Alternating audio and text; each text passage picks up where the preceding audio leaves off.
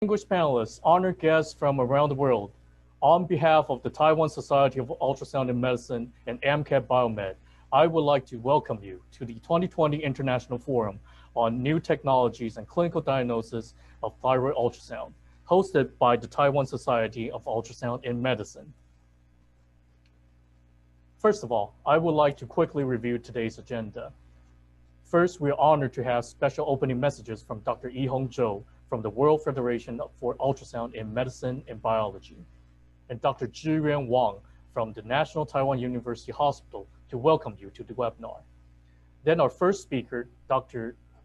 Zonglin Yang from the National Taiwan University Hospital will speak on the subject of the trend and new technology for thyroid cancer diagnosis, followed by our second speaker, Professor Argon Chen from National Taiwan University, giving a lecture on artificial intelligence and its application to sonographic diagnostics of thyroid nodules.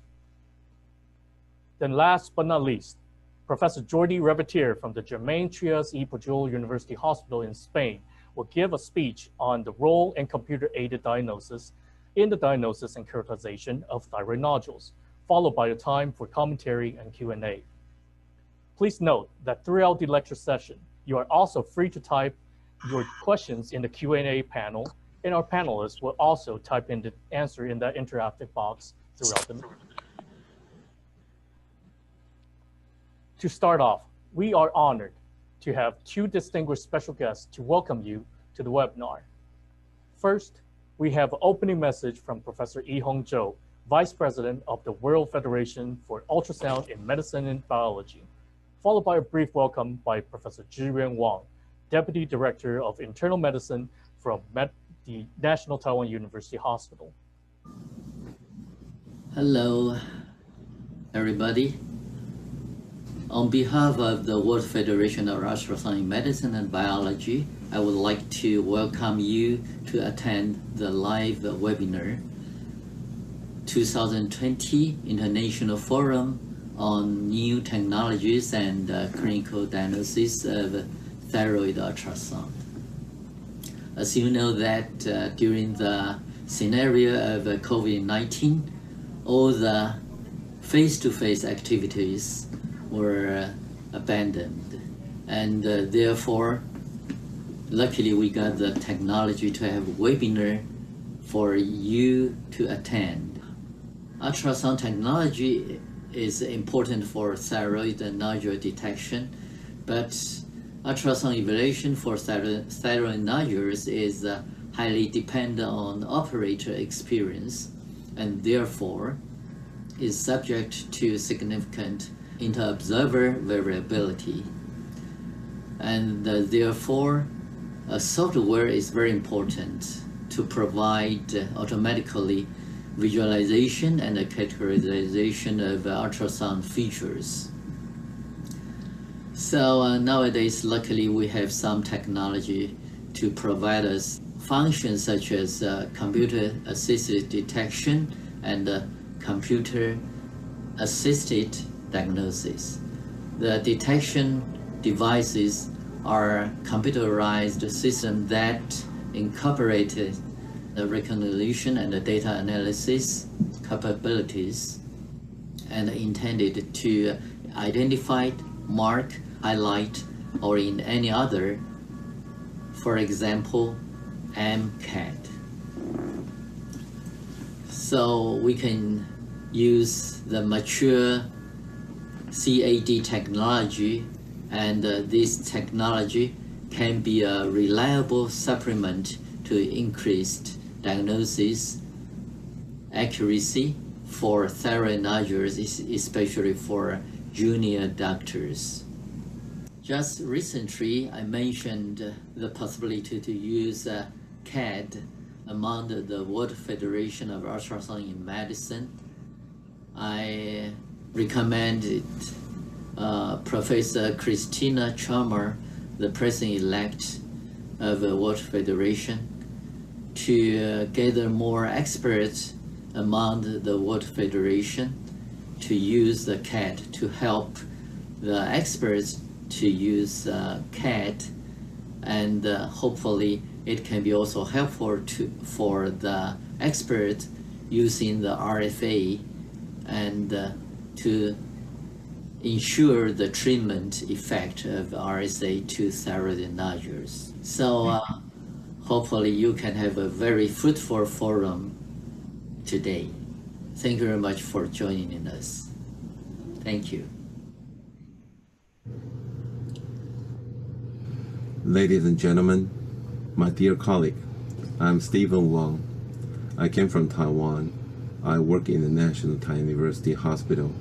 I'm an endocrinologist and also a thyroidologist. I carry out the thyroid ultrasound in Taiwan for more than 20 years. As we know, in the past several decades, thyroid ultrasound is another stethoscope for the internal medicine to detect the possibility of benign or malignant nodule for thyroid. And we usually carry out the thyroid ultrasound to differentiate whether we should receive the operation for the patient or not. But we know to human be error. The human reading will not be reliable always. So the new artificial intelligence for the computer-aided diagnosis of thyroid ultrasound will be a very important tool for the endocrinologist and thyroidologist in the very next few decades.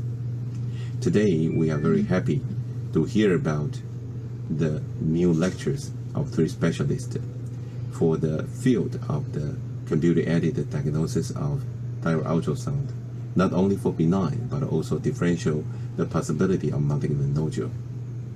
And today, we know we use our operate-dependent technique of thyroid ultrasound, but in tomorrow, we will use computer-aided artificial intelligence to differentiate the possibility of thyroid nodule to be benign or malignant.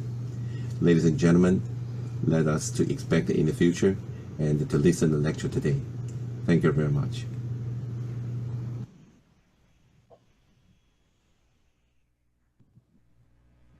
Thank you, Dr. Zhou and Dr. Wang. Now I would like to briefly introduce the speakers for today. Our first speaker, Professor Zhongling Yang, is the professor and chief of head and neck surgery for the Department of Otolaryngology and Head and Neck Surgery at the National Taiwan University Hospital. He is also the chief executive officer for the Research Center for Development Biology and Regenerative Medicine at the National Taiwan University. Our second speaker is Professor Argon Chen. Dr. Chen is a professor at the National Taiwan University's Industrial Engineering and Mechanical Engineering Department and also serves as its chief R&D officer at AMCAD Biomed. Lastly, today we have Professor Jordi Revetier, who is the Senior Specialist Endocrinology at the Germain Trias y Pujol University Hospital in Spain, and also a Professor of Medicine at the Autonomous University of Barcelona. And without further ado, it is my honor to introduce Professor Zhongling Yang of the National Taiwan University Hospital, who will give a lecture on the trend and new technologies for thyroid cancer diagnosis. Professor? Hello? Hello? Yes. Can you hear me? Yes, we can. Okay, actually it's my great honor to be here, and it's my pleasure to be here to share my experience about the diagnosis and about thyroid cancer. I would like to thank for the invitation from the society and also for the sponsor for this wonderful symposium. So I will tell you that the current working protocol for diagnosis of thyroid tumor actually is based on the ultrasound. First, when we have a patient in our clinic, we will use ultrasound to do the examination for name. Then we will try to interpret about the finding of the ultrasound. Then if there's any need of a further invasive procedure, we will try to ask the patient to receive the finding of patient or corneal biopsy so that we can just try to find the result of the thyroid tumor, and we will suggest the patient what's a definite diagnosis for him or her in the clinical practice. So right now we have a lot of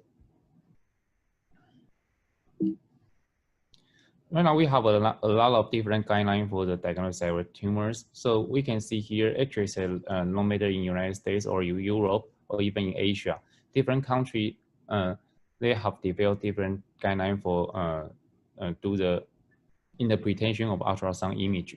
So you will see that even in the United States, there are several guidelines published in the different years. And in Europe, not only in the UK and also European Thyroid Association, they also have different guidelines. So we just briefly go through the details and tell you what's exactly the consensus between these, among these different guidelines.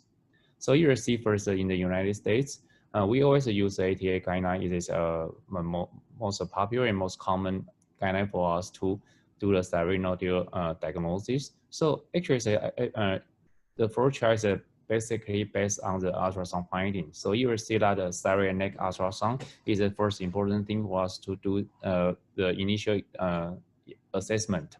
So you will see that when you do ultrasound in the thyroid, you will see a different picture there. Then you can have the first judgment about the thyroid tumor and whether you need to do the final aspiration or even the corneal biopsy or open biopsy or thyroidectomy. Actually, this is depends on the finding classified by this flow chart. So you will see that different pictures here by ultrasound. Actually, says everybody is quite familiar with these details. So you will see that the detail here, you will see some calcification, and we will see that it's a highly suspicious of a malignancy.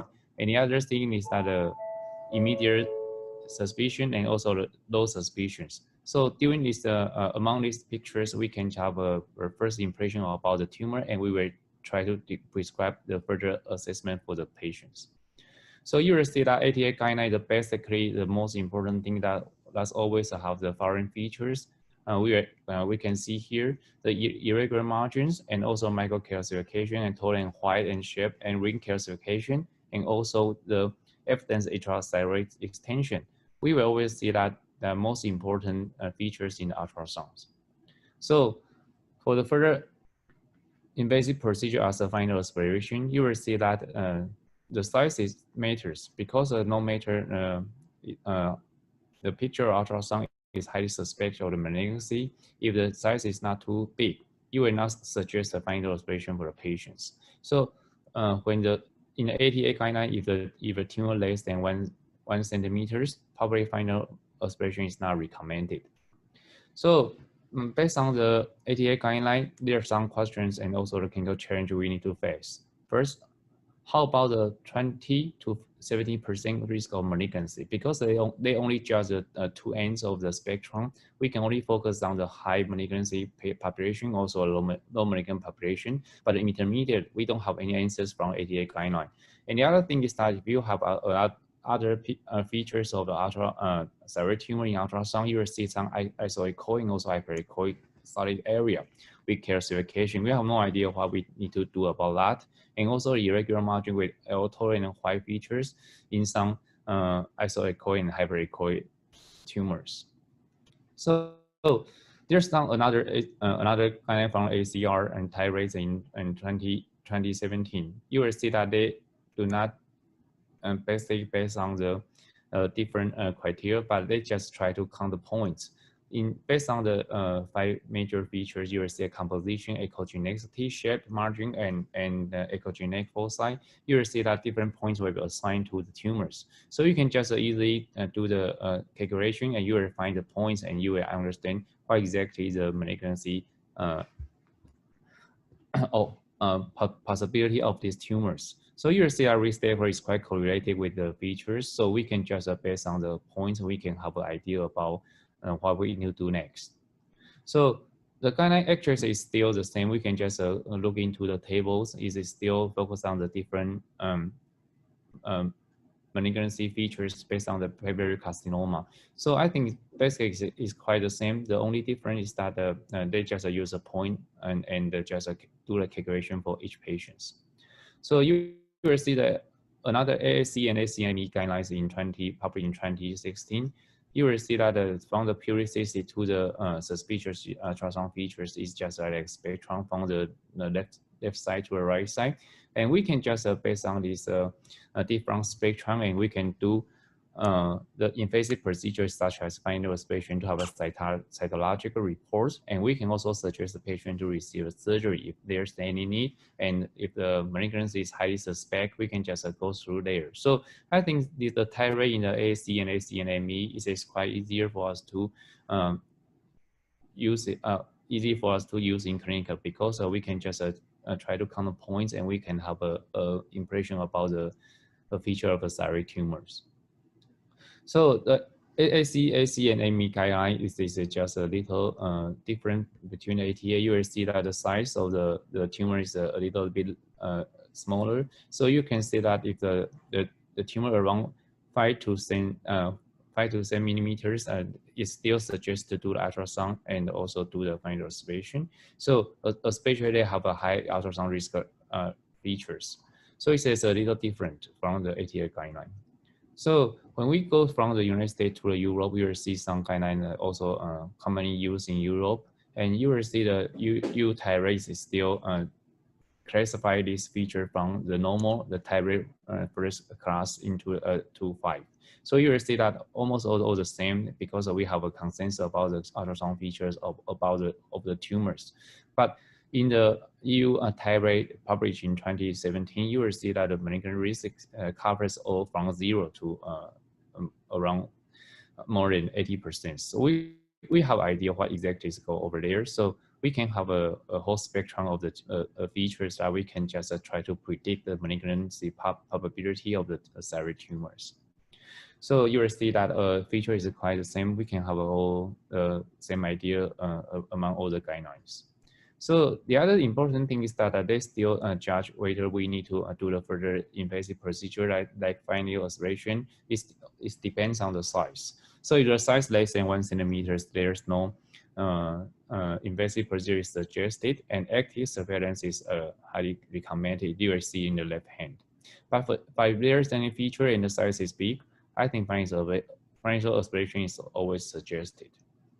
So there's another guideline in UK. You will see that is have a cartoon here. Just try to describe all the details we will find in the ultrasound image.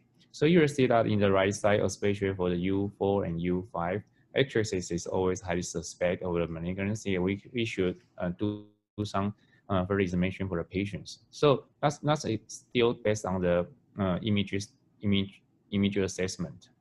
And you will see the complicated flow chart here, but I just try to highlight the most important thing is that when you face the patients have a thyroid tumors, you need to do ultrasound in the neck first. And if there's some classification based on the U1, U2 to U5, you can have a different judgment for the patient. So you will see that if it's not U1 to 1 and 2, there's no need to do final aspiration. But if there's a U3 to 5, you need to do a final aspiration. But you will see based on this guideline, it's different from the others I just mentioned. Actually, the size is not considered as a criteria. So final aspiration decision. So it is only based on ultrasound features instead of the size of the thyroid tumors. So I just try to do a comparison between the ATA and the AAC and also BTA. You will see that almost all the same because we have all the knowledge about the ultrasound features judging for the thyroid malignancy. But whether we need to do the further examination based on the aspiration, sometimes they will just try to set the size as a criteria for us to do the procedure or not. But for the BTA, there's no need to judge the size. So this depends on the clinical practice you use. And I think the size sometimes is important, but it's another evidence from the BTA shows that the size doesn't matter. So how about in Asia? Because there's also a lot of patients suffering from thyroid tumors in Asia. So I can just show you it is from Japan. Actually, it's in Japanese, but I try to explain to you. Actually, it's still based on the left side is the cystic lesion and right side is solid lesion. And the first thing in Japanese guideline, actually the first thing is to judge the size of thyroid tumor. So it's interesting because in Europe and in the United States, it's always the ultrasound feature first. But in the Japanese guideline, the size matters. So they just try to see whether the size doesn't really correlated with the features. If the false positive, I think the final aspiration is highly suggested for the patients. So they just evolved from the 2 decades ago until 2011. I think almost the same. They just try to combine different category into one category. But I think the flowchart and all the assessment in Japan is still the same and following the guideline I just mentioned. So the other guideline published in Korea actually is also they call it a K thyroid and also from 1, 2, 3, 4, 5. So you will see that it's different from Japan's guidelines. So first of all, it depends on ultrasound features to see whether it's solid or just a cyst. And the other thing is that if there's any suspicious ultrasound features in about thyroid malignancy, they will just try to judge and just try to classify based on the K thyroid. So if there's a high thyroid, they will just try to do the further invasive procedure for patients. So it's a table published in the journal just show all the details about how to classify the ultrasound feature based on the K thyroid guidelines. So I think the highly suspicious USD that in the findings observation is quite go back to the same as the ATA guideline. USD the finding observation if it's more than 1 centimeters, it highly suggests to receive the aspiration for the thyroid tumors. But actually, if there's no nodule or the benign nodule, actually the size matters. So even in the intermediate suspicions, I think it's still the same as the ATA guideline. So I just go through all the guidelines from the United States to Europe and also back to Asia. You will see that all the consensus here is that echogenicity, microcalcification, and total white size, and vascularity and elasticity may be the criteria for the judging the thyroid malignancy. But actually, the first three are actually the first one is commonly used. But for the others, such as size and also the new technology judging the vascularity and elasticity, sometimes the guideline will mention about some details, but they cannot be found in other guidelines. So probably in the future, we just try to go into the one guideline, but actually it's based on a different population. Probably we need to still have a different guideline for all of them. But right now, actually it's for a clinical application. For example, if the physician, they just have the patient in their clinic. There are too many guidelines for us to follow. So how can we decide which one is the best? So that's also another reason that all the countries, they need to have their guideline, because they say there are different population, different malignancy incidents. But for us, if you just use the same technology and criteria, you need to still have some judgment based on the different features of ultrasound, because they are not 100% correlation. So we need to still have some experience and also make a judge by ourselves. Another thing is that if there's another guideline, how can we do an immediate interpretation? Because if we have a first impression, we will just suggest patient because the patient just said in front of you.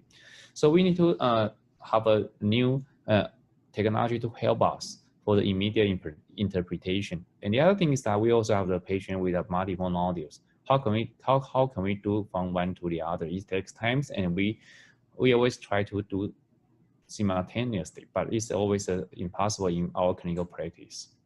So that's why we need a new technology for thyroid cancer diagnosis. So as mentioned in the welcome speech, we will know that we have new technology as a CAD for us, because we have various updated guidelines. So right now we can use a computer to help us. We can just use a CAD, and we can have all the details you will see here. When you just target the thyroid tumor that you are interested in, you can just make a mark there, and you will see the computer help you and just use a different assessments such as echogenicity foci, and textures margin, and also other different orientation. And you will have the full report about this thyroid tumor.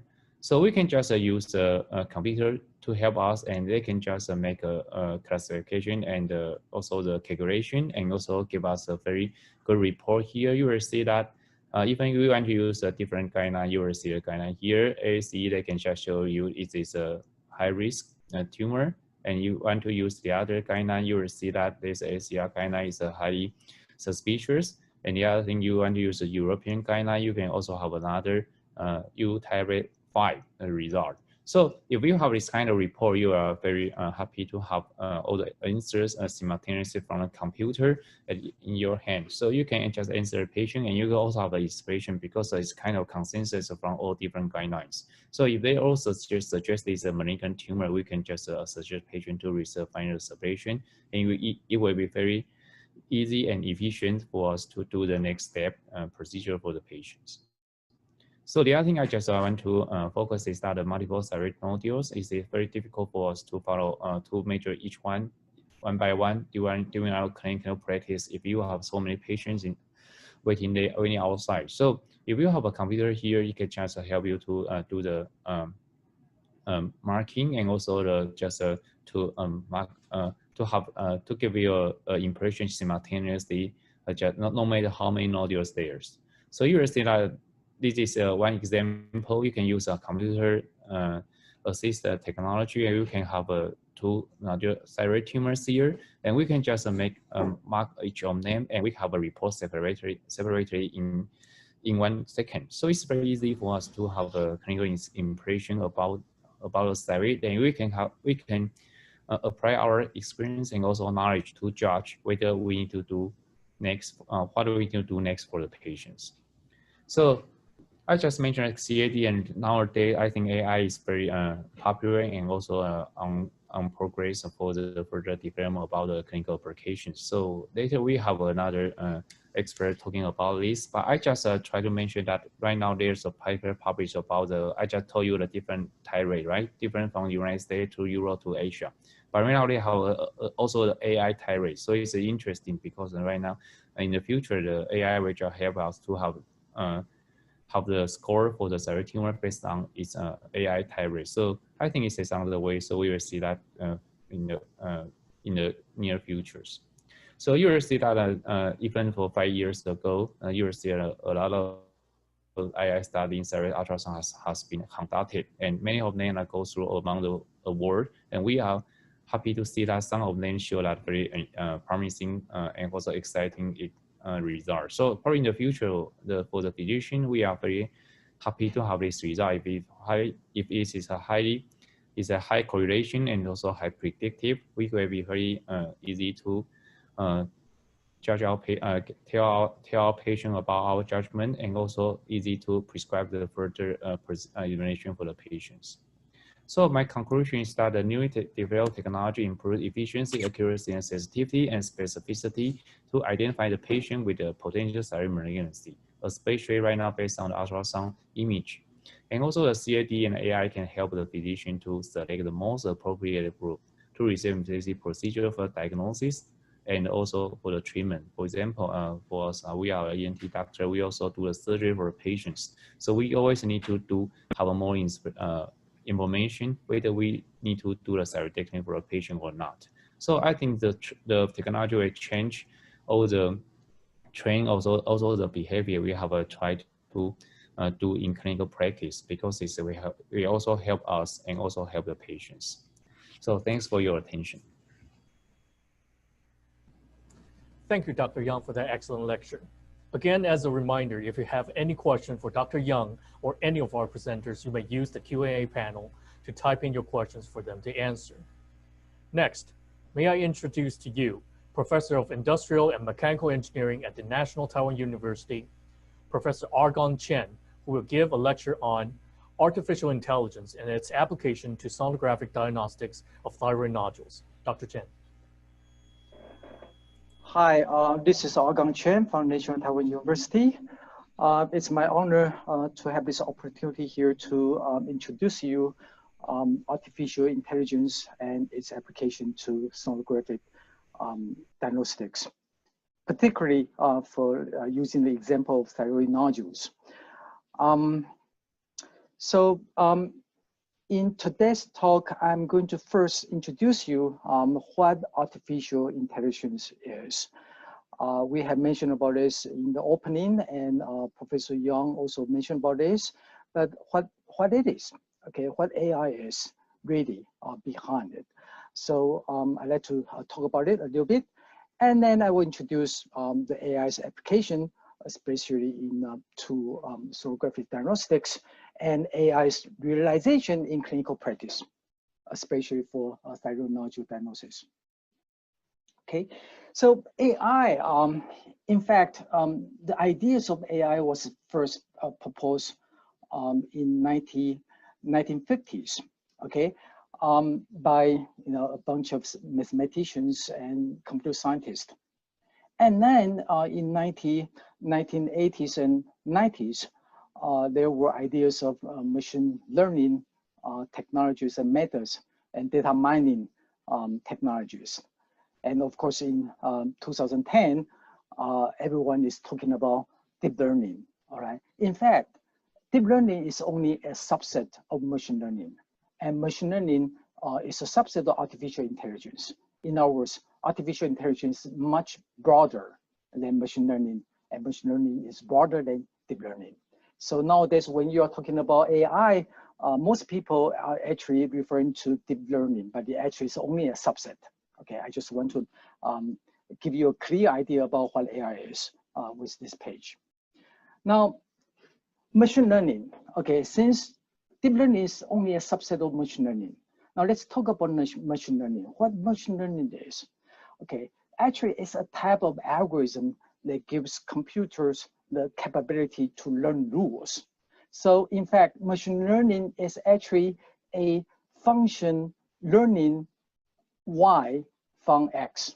Okay, in other words, it's using the input X, you want to learn about Y. Okay, well, you may not be familiar with the function. Maybe you learned this long time ago. And let me give you a simple example here. For example, the AI's voice recognition, the X, okay, the input X here will be the signal, the voice signal, like what you see here. And the output will be the interpretation of the signal. So in this case, it's how are you? Okay, but this is just a voice recognition.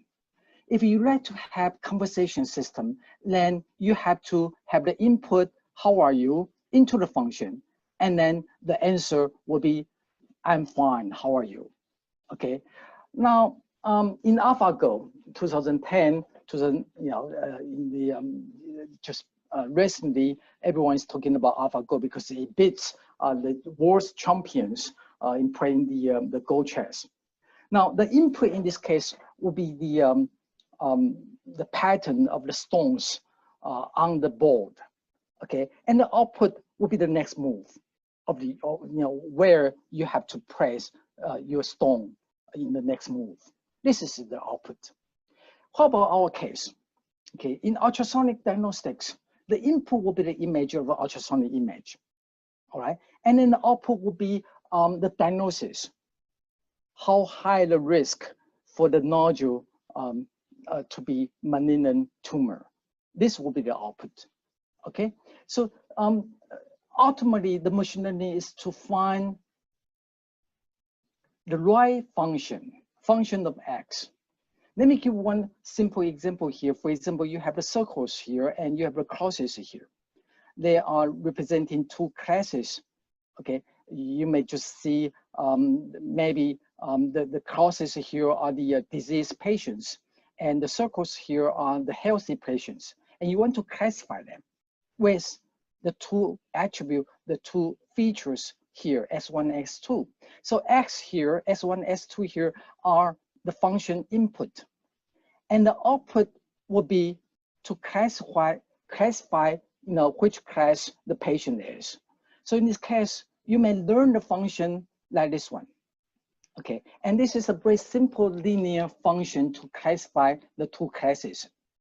In this case, you can use just a very simple regression analysis, and that will do it. Okay, is there any better choice? Okay, like this one. Okay, this is better. It looks better, and this is a nonlinear function. It's actually a quadratic function. And this can be done through another machine learning approach, which is called support vector machine. Is there anything even better? How about this? Okay, Now, this is very highly nonlinear function. And this is done through so-called deep neural network of the deep learning technologies. Okay, so if you look at the different machine learning technologies here, in fact, okay, let's look at the characteristics of different machine learning methods here. If you want to have the accuracy, okay, the accuracy here is in the x-axis, and let the y-axis be the interpretability. In other words, how easy you can interpret the results of the machine learning. Okay, if you look at these two axes, then different machine learning method would look like this. For the deep learning technologies, you have the highest accuracy, but at the same time, you have the poorest interpretability. And the linear regression or regression analysis, or just regression, nowadays everyone is using for the clinicians of scientists, everyone is using. It's quite simple to use. You can find it, even in Excel, you can use it, okay? You have the highest interpretability, even though the accuracy is not that high, okay? Now let's look at another dimension of these machine learning characteristics. The data sample size required for the machine learning method to learn, okay? Another dimension would be the data leveling accuracy. In other words, if you look at the previous slide, there you have circles and you have crosses. If you label them incorrectly, then you will learn it incorrectly. Especially for the highly nonlinear technology method like deep learning, you may learn it wrong if you label the data incorrectly. So in this case, you will see the deep learning technology would require a huge data set to learn. And at the same time, it requires the very accurate data labeling for the deep learning to learn. Okay, so this is different characteristics of different machine learning methods. Now, how difficult it is? It's not that difficult at all. The first type of machine learning is called feature-based machine learning methods. If you look at this one, I'm not sure if you can recognize this one. This is actually ATA 2015 guidelines. In fact, here in the guidelines, you have the features. For example, you have calcification, microcalcification, you have margin, irregular margin, and so forth. Echogenicity, hypoechoic pattern, those things are features. And then with the features, you have abstracted and you identify as important features. Use them to classify the sonographic pattern into high suspicion, intermediate suspicion, and so forth. So this is feature-based classification. And then you look at the size. For the size, you may make some what-if decision here. In fact, with these guidelines, you can easily translate this one into a decision tree process. Okay, like this one. Okay, so it's not that difficult at all. Now, this is called feature-based machine learning. Okay, most machine learning methods belong to this category. Another method, which is deep learning. Okay, deep learning breakthrough is actually because of the internet huge big data. You get a lot of data from the internet, and the technology of the parallel computing and GPU. In this case, and NVIDIA, a company who manufactures the GPU, claims their credit in this deep learning breakthrough. Okay, so this technology is actually we call it featureless deep learning neural network. Okay, and you also have the a lot of good technology and machine learning tools and platforms available openly in the internet, like Google TensorFlow, like Keras.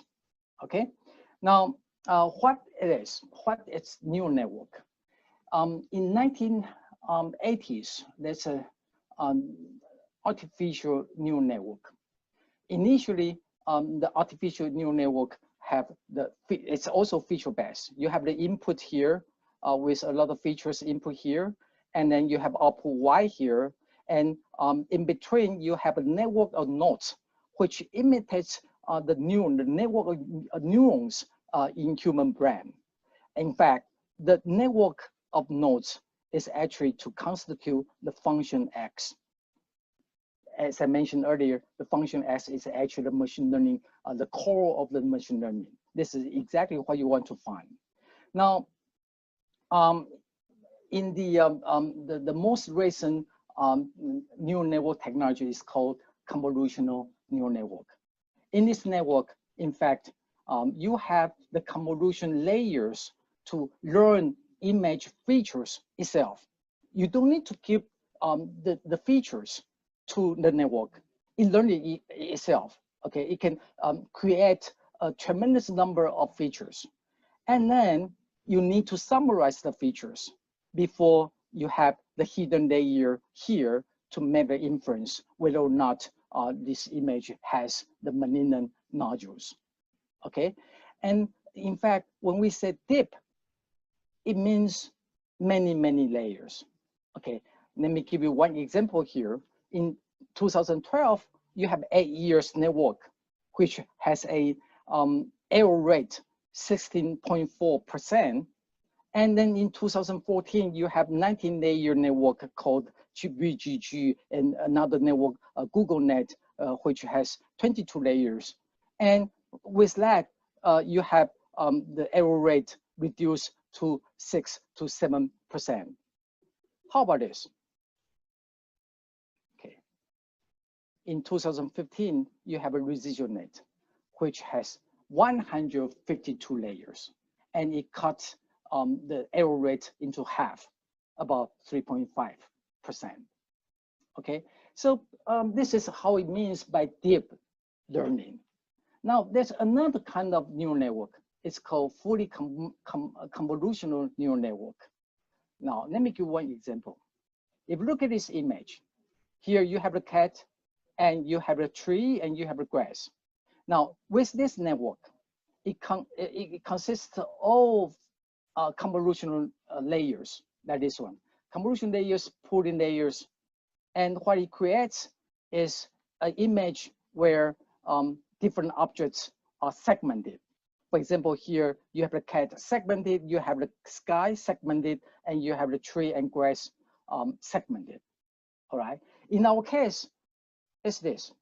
We have an ultrasound image like this, and through this network, you want to segment the nodule. Okay. So the progress of AI so far is sometimes the AI can do better than human. For example, the chess game, the Go, they are doing better. It's proven. Okay. Sometimes the AI can do just as good. Okay. For example, classification of images. In our application sonographic images, you want to classify the nodules. In this case, the AI can do as good as human. Okay. Handwriting recognition. But AI, in many cases, they are not as good now. For example, driving the car, doing the translation, speech recognition, or natural language understanding. Okay, there's still many challenges for AI. Now, this is one very good example to show you the AI progress. Google has a project to pick up the images with cats out of YouTube in videos. For example, in this case, you have a cat like this, and you want to pick it up. Sorry. Okay, and segment the cat. But if you look at this one for human being, it's quite easy, right? It's just a cat. Now let's look at the different cats. You have the cats in different colors, in different expression, or hidden behind something. Okay, different looks, in motion, upside down, in urine, and in black, or without a face. And you have to be able to identify them all by the computer. That's how difficult it is. Now let's come to our example of thyroid nodules. If you look at this thyroid ultrasound images here, it's quite complicated, isn't it? Okay, you have a trachea here, you have the esophagus here, you have the artery here, and you have different types of muscles surrounding the thyroid gland. okay? So to identify the nodules, for example, here you identifying the R nodule here and you segment it, okay? But you have all different kinds of nodules, different looks, okay? Complicated one attached to the trachea in this case, and you have, something hardly, you can hardly see where it is, and you have something attached to the artery, and multiple nodules, as Professor Young just mentioned, and the nodules this big, or this complicated, cystic, complicated nodule like this one, and you have to have your computer identify them all. This is how difficult it is. Okay, so to identify the nodules and figure out the features, the suspicious sonographic features is called computer-assisted detection. Okay, basically this is an official definition by the US or FDA, is to identify, mark, highlight the portions of images which are abnormal. This is the job of CADE. Now with that, with the detected nodules, then you have to have the detected nodules and features, and then you want to identify whether or not this nodule needs further procedures, such as fine needle aspiration, cytology, or simply just following up, okay? By that, that's another complication here. As Professor Young just mentioned, you have all sorts of guidelines published by different countries, by different associations. For thyroid nodules alone, you have so many different guidelines. Now, this is very important to mention about guidelines, because the guidelines can back you up, okay? When the patients have questions about your diagnosis, those guidelines can back you up. Not the neural network, but the guidelines. In other words, the AI should also comply to the guidance, the guidelines, all right? And this is called CADX, okay? It's computer-assisted diagnosis. Okay, it provides information beyond CADE. It also provides you the information, the likelihood of the presence of the disease, and maybe to specify the disease type, the staging, the severity, or intervention recommendation.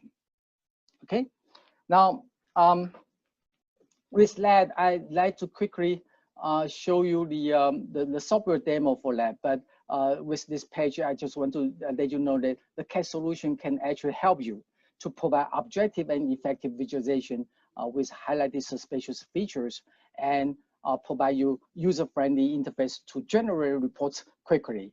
And also, it can also provide you effective analytic information and evaluation of all types of nodules.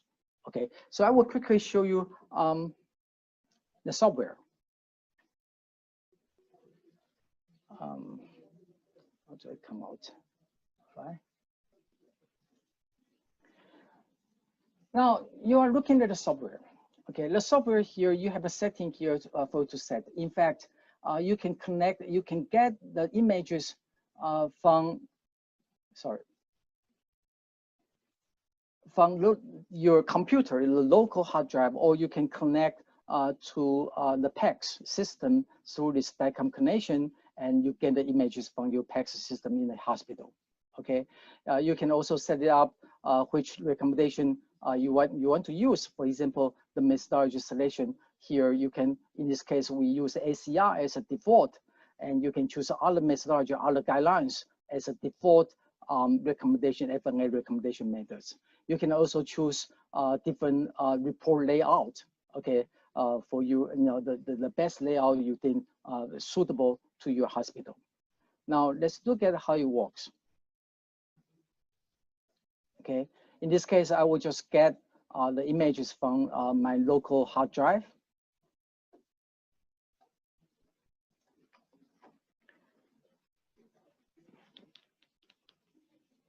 Now, once you have this image, okay, you get all the images on your right-hand side here, right-hand side panel here, and then you can click on this auto detection button here, and then it can automatically identify where the nodule is and segment the nodule for you. If you think the margin here is okay, you can click on confirm, and then everything is done. All the results is shown here.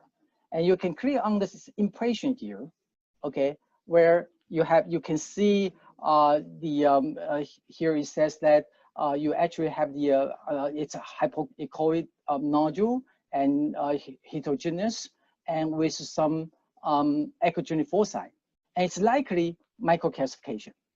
Okay, and you have the meters here, which is a quantification of the features. The first one is how hypoechoic it is in this case, and the second one is echogenic foci to show you how serious the calcification is. Okay, and you have the margin and so forth. You want to see where the microcalcification is, you can visualize it like this one. If you want to see how hypoechoic it is, you can visualize like this one. Okay, so let's see the second case. Well, in this case, it's difficult to identify, but with one click, you will see where the nodule is, and then here is a poor quality image. But again, with one click, you can see where the nodule is. And let me show this one. This is a particular case. This is quite difficult, right? It's a large one, but with one click, you can identify where the nodule is. When you hit confirm, you will see it's a follow-up with this big nodule. If you click on impression, it will say that this is likely spongiform. That's why it's benign. That's why it requires only follow-up. Okay. Another one is this one. Okay. This, if you click on it and then confirm, if you read the impression, it will say that, well, you see some echogenic foci, which is likely microcalcification along with macrocalcification, because you do observe the macrocalcification here and some microcalcification here. Okay, and this one is another special case. Here, if you click and detect, you will see a nodule here. If you hit confirm and then read the impression, it will say this one is likely a calorie. In other words, you observe some comitail here and it's likely a calorie, a midnight nodule. Okay, and here again, this is multiple nodules. With one click, okay, you can have two choices. The first choice here, the second choice here, you click OK, and then you analyze them separately. Okay, for this one, you have risk higher.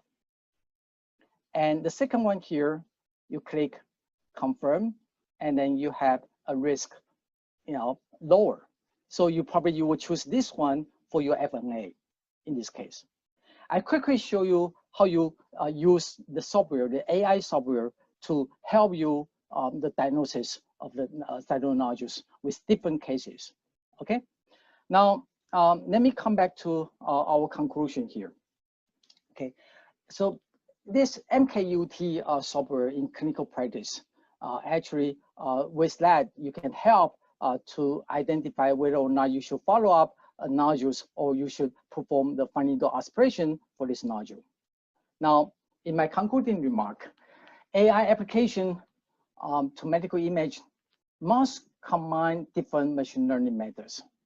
It's not just deep learning. You need all sorts of other machine learnings to comply with the current guidelines.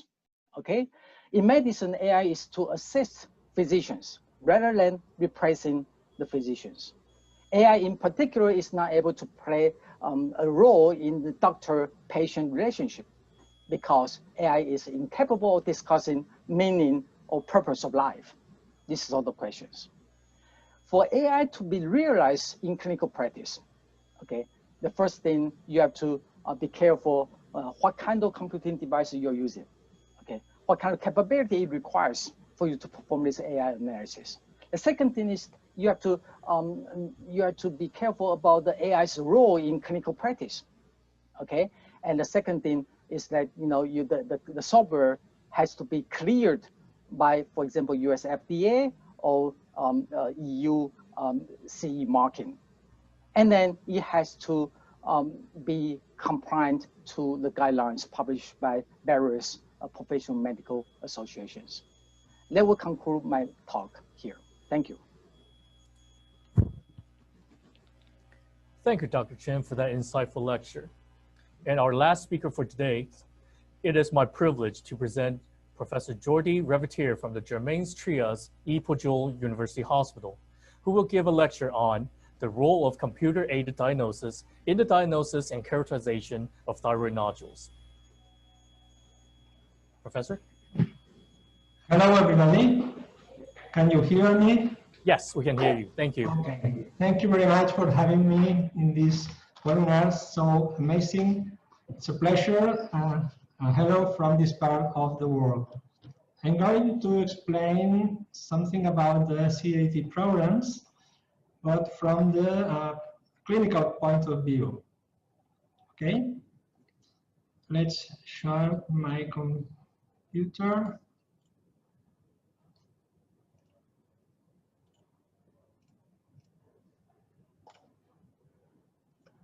Can you see my screen? Hello?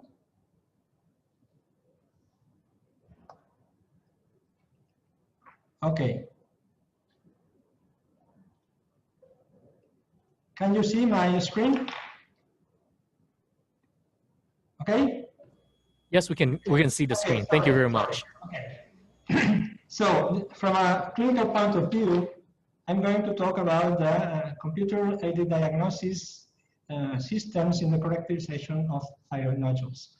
I'm afraid I'm going to repeat some of the ideas that Professor Chen has explained, but I repeat this always from a clinical point of view, how a clinician can use these systems and what the results we have obtained by using them in our patients. So this is my agenda. The first question is not what is a CAT, maybe it's why a CAT. So let's start with a single simple truth. The human eye is the most perfect optical instrument that can be built.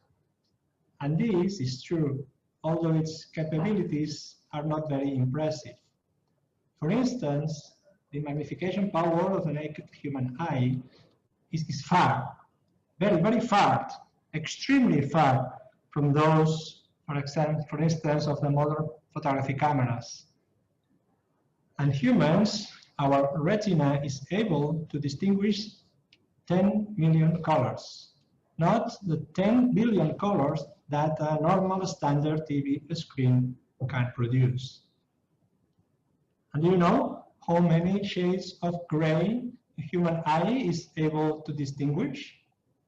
50, not the 500 or more shades of gray that exist. So what makes the human eye so perfect? Well, it's because of its connection with the human brain, creating a complex optical machine. So when we look at something, our brain immediately takes into account not only the object, but also the objects that surround it and the background. And together with the other senses and our memories, it creates an authentic visual experience.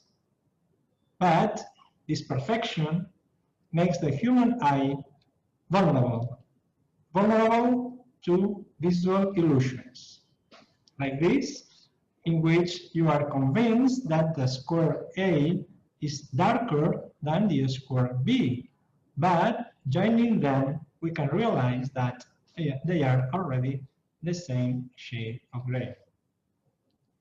The ultrasound diagnosis of the malignant tumors of thyroid nodules are based on the detection of specific features that not always easy to detect. And all these features are based in different shades of gray.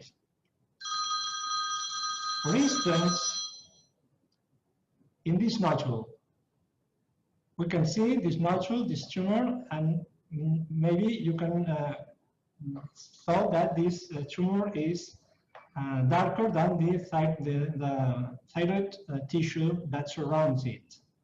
But if you isolate it from the background, you can realize that, in fact, it is the same shade of gray. So, at this point, the CAD programs can help us to decrease the human subjectivity. As had been said before, CAD definition by the FDA, they said that it's a program based on computers that recognize a pattern, they analyze this pattern, and identify and mark and highlight portions of the image in order to reveal abnormalities, and can be able to create a report and could be able to add to us to take a recommendation on practical clinic. So, have just explained before, there are some different kinds of CAD systems. I'm not an expert, but all of them are based on the learning machine and the different algorithms to interpret and to evaluate the nodules. These programs have been tested, have been evaluated in preclinical studies, and the accuracy has been shown to be so high. The CAD amcad-ut program is the best. It is the first program specialized in thyroid nodules that has been authorized by the authorities both in the United States and Europe to be used in human explorations. As have been explained before, these systems analyze the image by different layers of algorithms in order to offer us the final risk of malignancy that the program have checked. In general, these programs has been fed with thousands of images, not related with thyroid diseases, but also with images of thyroid tumors, benign and malignant, that these images, these programs are able to increase their learning with every image you fed the program. So after all these algorithms, in the end, the program offer us the calculated risk to be malignant or benign the lesion. So let me show you how in clinical practice we use the CAD-ut program, and you can see what easy and friendly is to use. First of all, from the field, you can have the program. When you click and you open the program, this is the dashboard, this is the start screen to manage the nodule. Then you can open the folder where the images are stored. These images can be JPG or DICOM, it doesn't matter, and you can select the image that you are interested in. So here you have a nodule. We can see this nodule, and we can, and now the program starts to the analysis. First of all, we have to check to introduce the parameters of 1 centimeter according to the screen ultrasound parameters in order to know the size of the nodule. Then you select the points that mark the AP and lateral diameters, and then the program automatically delimits the nodule. So you can manually change these limits until the most perfection is achieved. Then you can confirm here, and the program starts to analyze the nodule. You can see what is offered. In a quantified form, the program offers different features of the nodules, like this, the level of hypogenicity, the oncogenic foci, the heterogeneity, and the margins. And here you can see the orientation, which is very important when in order to evaluate the taller than white feature. And now here you have the size of the nodule. Then we can proceed to evaluate each feature individually. First of all, the echogenicity. This nodule, you can see, it's iso, is hypoechogenic. Well, the program tells us that this nodule is mostly isoechogenic. Then we can check and to see the echogenic foci. Not always very easy to detect. In this case, this nodule have 4 well-delimited hyperechogenic foci. So we can check the texture. Very important. In this case, you can see the index of heterogeneity, and here you have a nodule with white parts that are homogeneous and the little part that's heterogeneous. Then we check the margins. You can see this nodule have, when the more reddish, the less defined margins, and the more blue, the more well-defined margins. In this case, this nodule has this part is less defined, these parts are well-defined. And the anechoic area. It's very important to detect which anechoic area is, and the program shows us the percentage of anechoic area in the on the whole nodule. In this case, if the anechoic area of 90 or more %, the nodule will be assist. So after that, the program offered us the impression. This is very important. It's a general impression. That's why, in general, we did with these nodules. In this case, show the size, the aspect, hyperechoic, homogeneous, and the presence of the ill-defined irregular margins.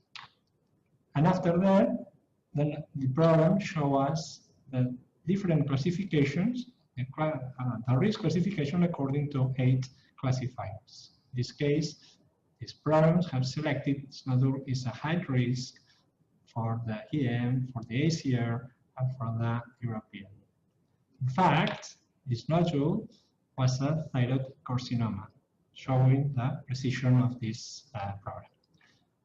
And then the program finally shows us the recommendation.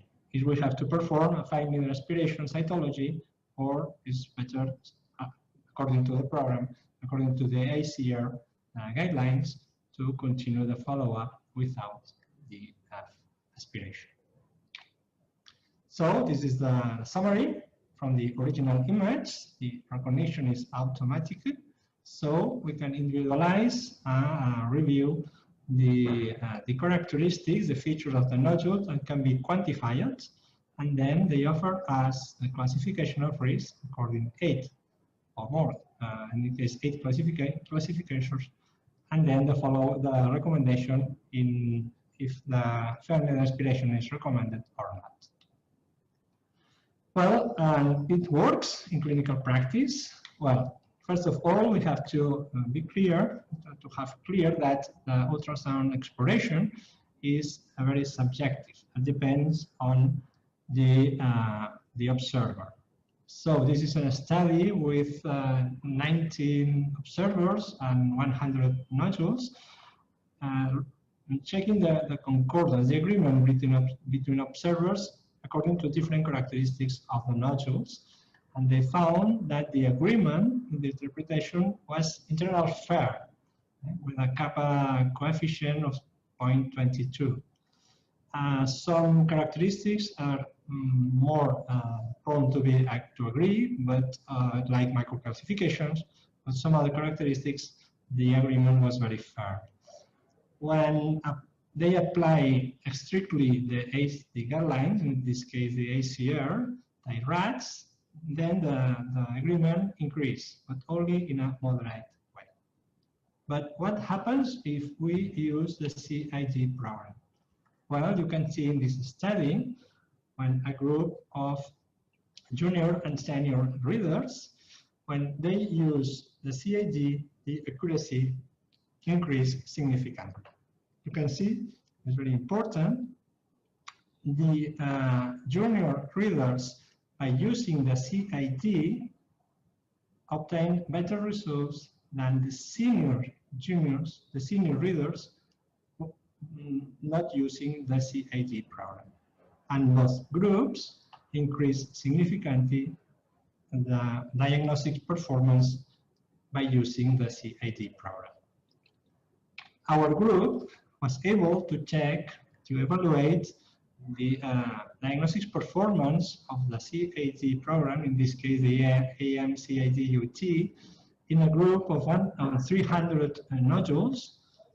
135 were malignant and the rest were benign, and we check the reliability, the diagnostics performance of the CID, comparing with the very experienced reader. As you can see, after passing the program by passing the nodule by the program, the sensitivity was very high in all of the groups and in all of the classificators. And the negative predictive value was also very high, both in the observer and very, very similar and not significantly different by using the program. In this case, the ATA system, applying the ATA guidelines, was the best. The specificity and the predictive positive value was higher in the observer than in the program. But the RAC curves and the area under the curve was so similar. The program was not so high than the observer, but it was very consistent by using the different classificators. So we conclude that according to these results, CID systems in general, in this case the amcad-ut, are reliable and easy to use. This is very important, very easy to use, and we think that should be useful in clinical practice.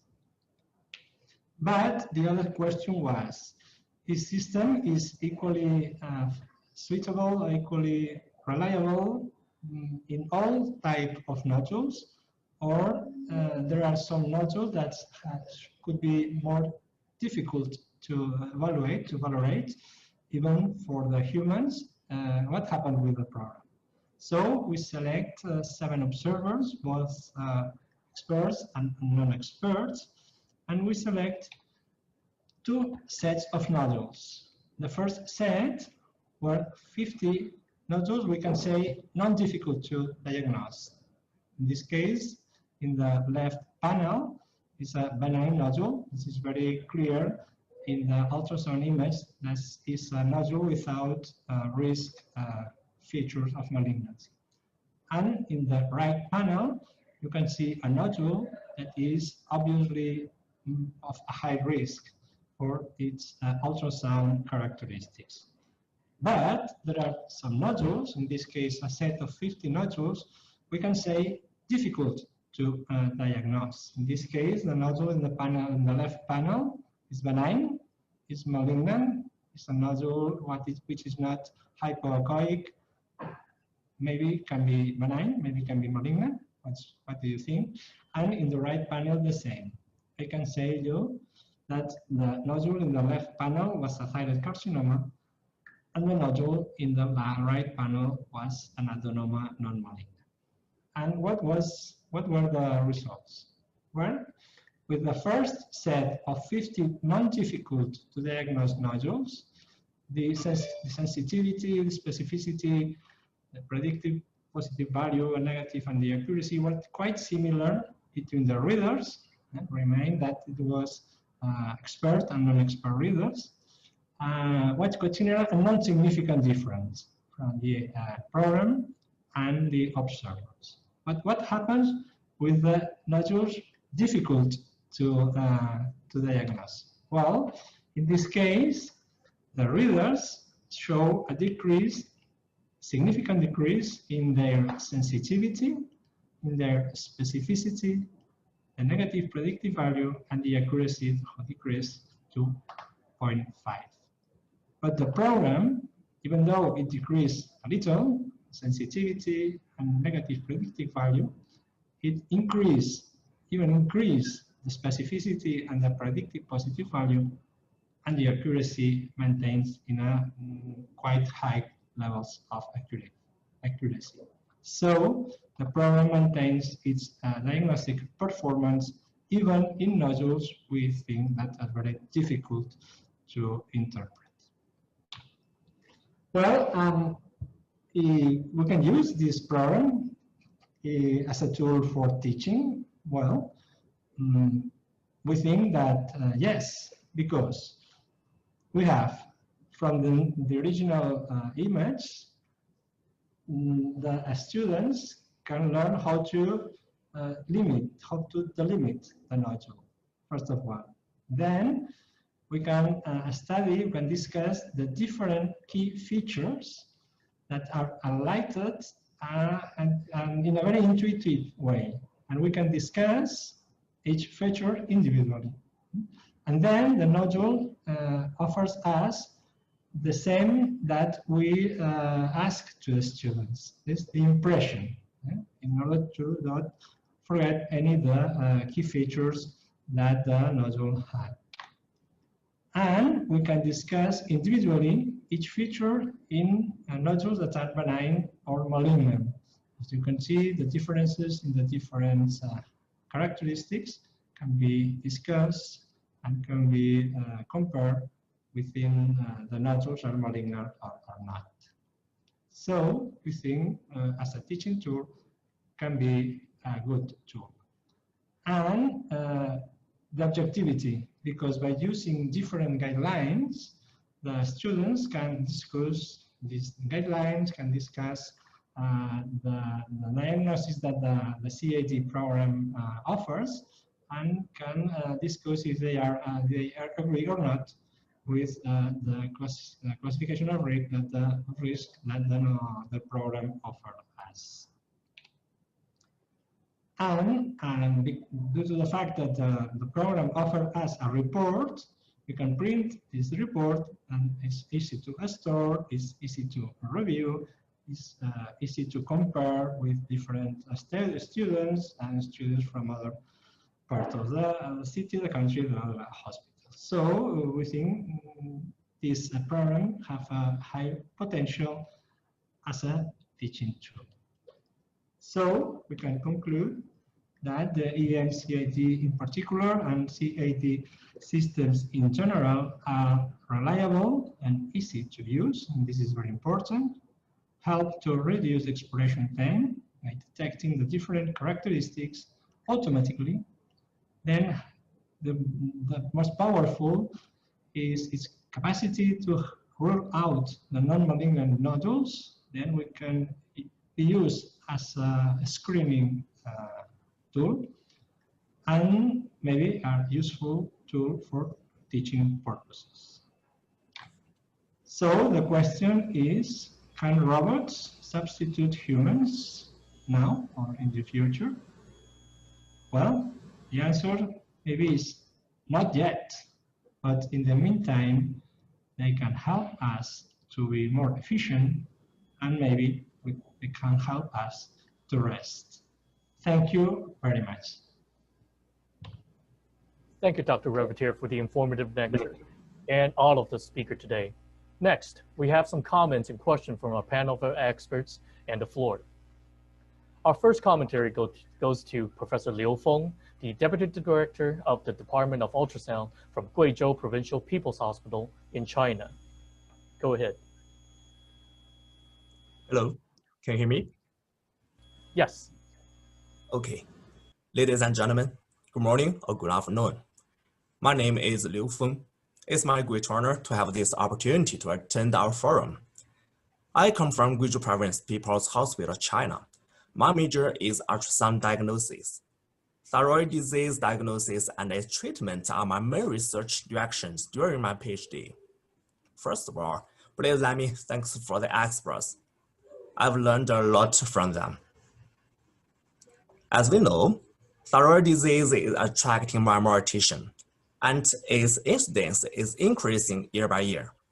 How to provide more accurate diagnosis is the most important problem we need to solve at present. There are many thyroid disease scoring standards such as ATA, ACR, K-TARIS, and so on. However, because ultrasound is a strong subjectivity subject, it's difficult to get unified quantitative standards. It's satisfying to see that artificial intelligence and CAD have provided strong support for disease diagnosis, which will change the present medical situation. Now, we are already using similar products such as Frontier for CT and MR, and amcad-ut for ultrasound, which can help us make more accurate judgment. I've been using the amcad-ut system recently. First, it has friendly interface and easy to operate. Second, the software itself is relatively mature, enriching characteristics extraction, and its image segmentation does not need too much artificial correction, which will not only reduce the workload of doctors, but also improve the accuracy of the diagnosis of thyroid diseases and shorten the time of diagnosis effectively. In terms of development, the introduction of relevant auxiliary diagnosis means is of great help to the development of the department. First of all, the quality of our diagnosis is guaranteed, and the discourse power of the department can be further improved, which is very important for our field. Secondly, our scientific research ideas have been expanded, and the cooperation can easily break the bottlenecks and achieve good results. The amcad-ut system brings me a lot of convenience. Of course, there are some small expectations for it. First, the system only supports two-dimensional images. If videos, 3D images, CDFI, and even CRS can be analyzed, it may be a great help to the atypical inflammatory and complex cases. Second, in our work, we found that even the images of the same disease on different instruments would take on different ones, which increased the difficulty of CAD. In this regard, some systematic adjustments are needed. Third, any technology is only an extension of human skills, which provides us with good experience, but we should be alert to our dependence on it. Above is my personal viewpoint, and I'm positively optimistic about a wonderful future in medical thyroid disease diagnosis and its treatment. That's all. Thank you. Thank you, Dr. Liu.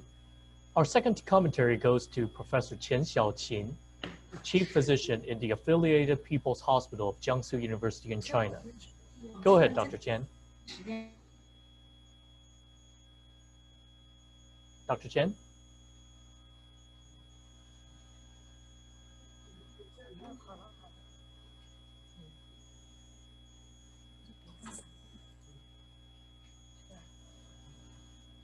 Hi, Dr. Qian.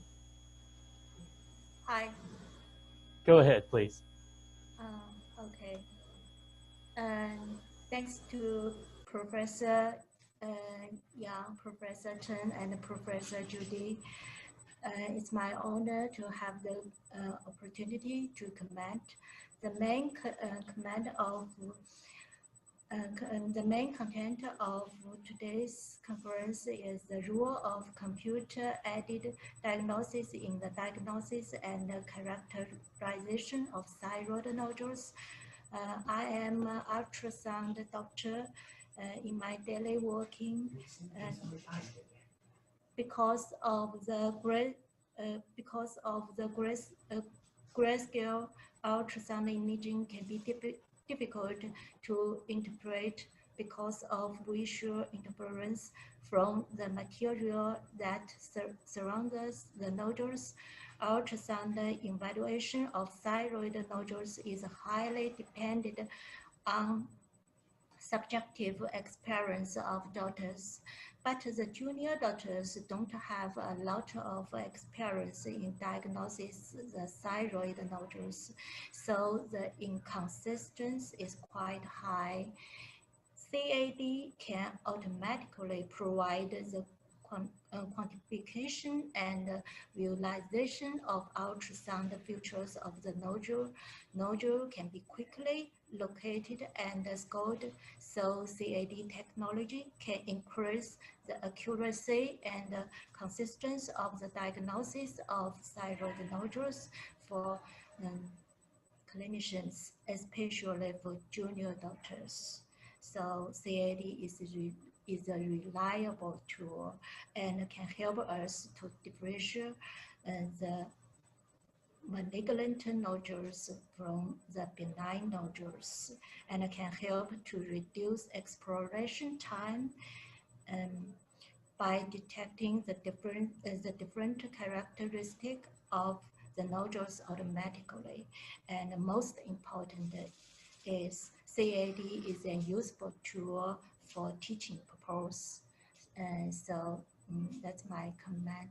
Thanks.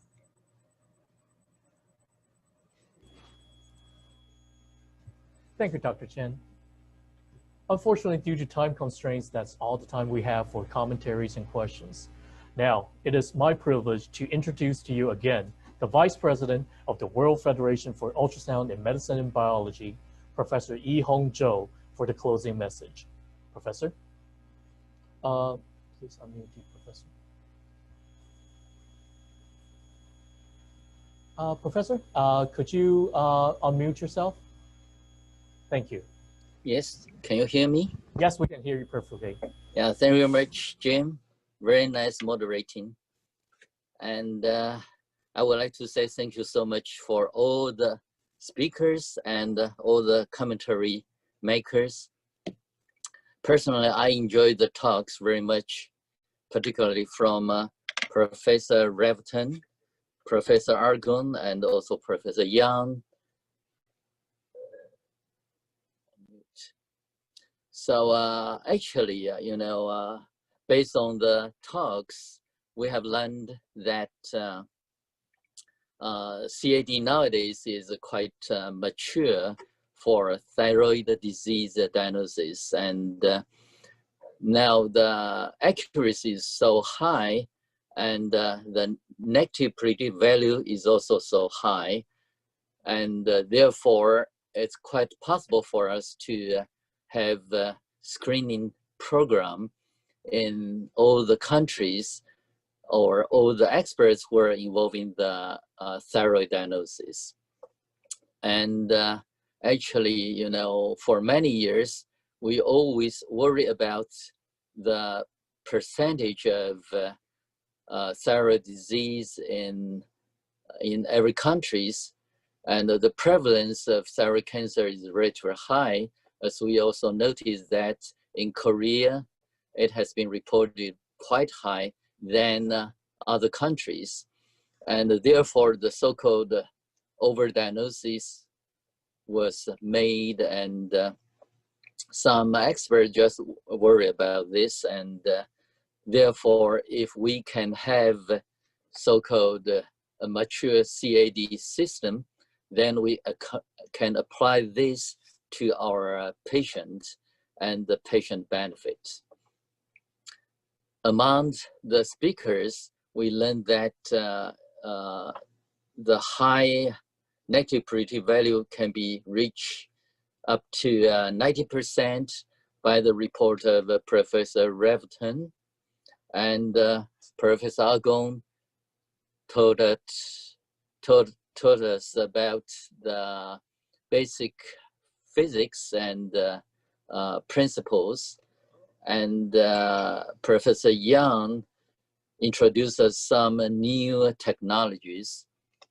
And I believe with the improvement of computer science and CAD technology, we can have a more accuracy than before, and hopefully we can reach up to 90% of sensitivity and negative predictive value reaching up to 95%, then the era of CAD for thyroid disease will be reached. So thank you very much for joining us. And on behalf of the organizing committee of this symposium, I will say thank you very much.